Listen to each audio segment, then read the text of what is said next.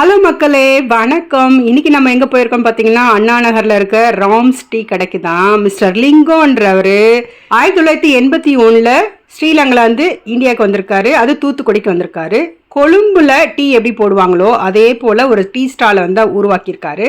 அது பார்த்தீங்கன்னா இன்னைக்கு பறந்து விரிந்து எல்லாருக்கும் ஆல் டைம் ஃபேவரட்டான ராம்ஸ் டீ கடைன்னு உருவாயிருக்கு.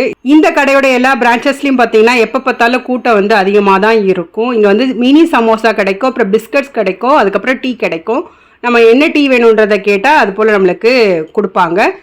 சூப்பராக இருக்கும். நீங்கள் சென்னை மக்களாக இருந்தால் கட்டாயம் ராம்ஸில் ட்ரை பண்ணுங்கள். நீங்கள் யாராவது சென்னை மக்கள் வந்து ட்ரை பண்ணியிருந்தீங்கன்னா உங்களுடைய அனுபவங்களை கமெண்ட் செக்ஷனில் சொல்லுங்கள். மக்களே பாருங்கள், இவர் சிங்கள தமிழர்கள் போர் சண்டையில் அந்த நாட்டை விட்டு வெளியேறினாலும் தான் உழைப்பால முன்னுக்கு வந்து இன்னைக்கு பெரிய ஒரு டீ கடையை, பெரிய ஒரு சாம்ராஜ்யத்தை உருவாக்கியிருக்காரு.